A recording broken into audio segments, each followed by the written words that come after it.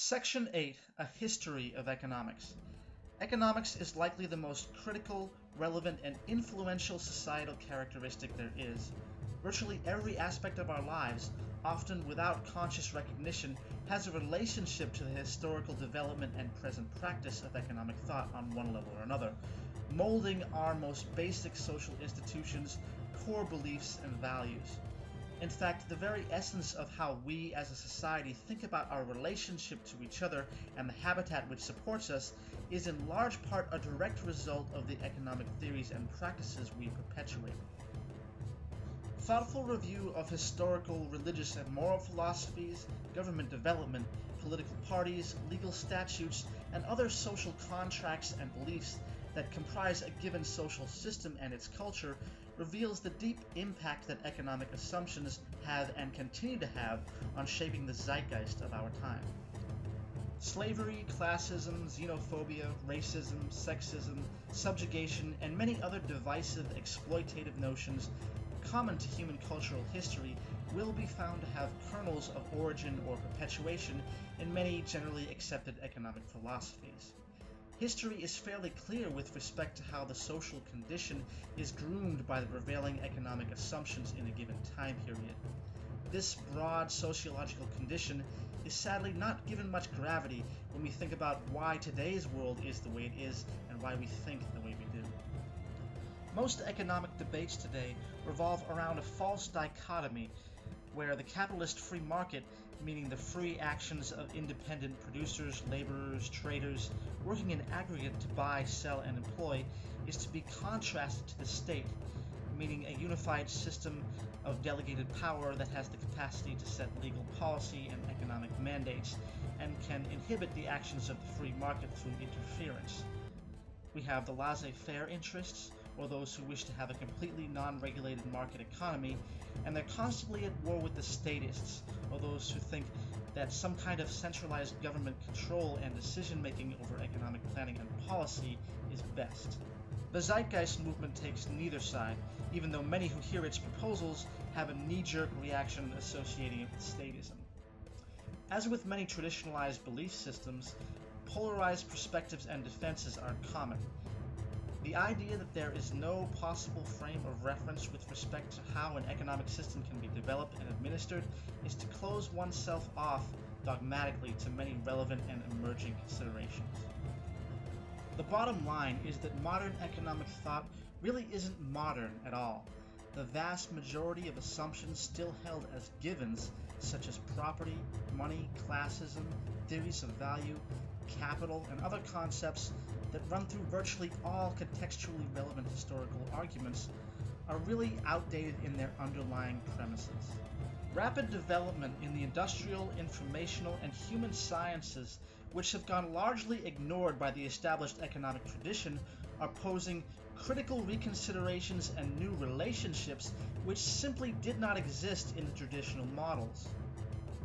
Traditionalized established economic theory and practice appears to have developed a self-referring frame of reference. In other words, the most common mainstream economic considerations discussed and accepted today, those most propagated in the prestigious academic schools and governmental conferences, appear to have derived their importance from the mere fact that they have been considered important for so long. As a metaphor, it's similar to viewing the engine of an automobile and assuming the structure of that engine's components are immutable, and only variations among those existing components are possible, as opposed to the radical idea of redesigning the entire engine from the ground up, perhaps based on some new technology and information that serve the purpose more efficiently and successfully. Modern economic thought and practice is an old engine, with generations of eminent experts working to administer old component parts, refusing to accept the possibility that the entire engine is outdated and perhaps increasingly detrimental. They continue to publish arguments, theories, and equations that reinforce the false importance of the old engine, ignoring new advancements in science and technology that contradict their traditionalism. It is no different than the long history of other established ideas, such as abject human slavery, where for a very long time the society at large really didn't question the practice, and considered such established structures as natural to the human condition. Section 8, Part 2, Underlying Themes.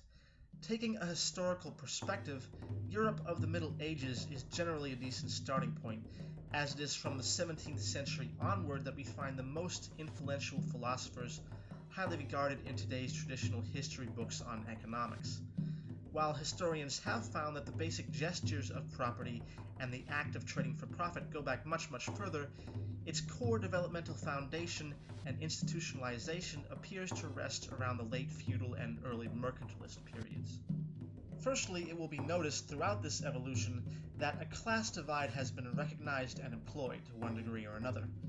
People have generally been divided into two groups, those that produce for minimal reward and those who gain from that production, from ancient Egyptian slavery to the peasant farmer toiling in subsistence for his lord in medieval times, to the codified oppression of market merchants by the state monopolies of mercantilism. The theme of inequality has been very clear and consistent. A second feature held in common with these dominant Western socioeconomic philosophies is that of a basic disregard, or perhaps ignorance, of the critical relationship between the human species and its supportive habitat. While certain exceptions can be found with indigenous tribes, such as with pre-colonial Native American societies, Western economic thought has been almost devoid of such considerations. A third and final broad feature to note is the general dismissal of the social recognition of human needs, and hence public health. Advancements in the human sciences, which have occurred largely after the core doctrines of traditional economic thought were codified, have found that the deprivation of human needs can lead to negative consequences not only for the individual, but also for the whole of society itself. Antisocial, criminal, and violent behavior, for example, have been found to be linked to social deprivation rooted in the socioeconomic tradition. Put more generally, this system ignores such social consequences by design, relegating these outcomes as mere externalities.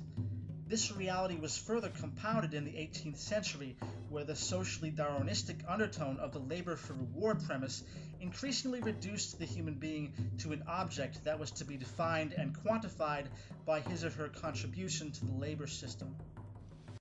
If the average person is unable to obtain labor or engage successfully in the market economy, there exists no real safeguard with respect to one's survival except for interference by the state in the form of welfare. In the modern day, this reality is of great controversy, where the claim of socialism has become a knee-jerk condemnation reaction whenever government policy attempts to provide direct support for a citizenry without the full use of the market mechanism.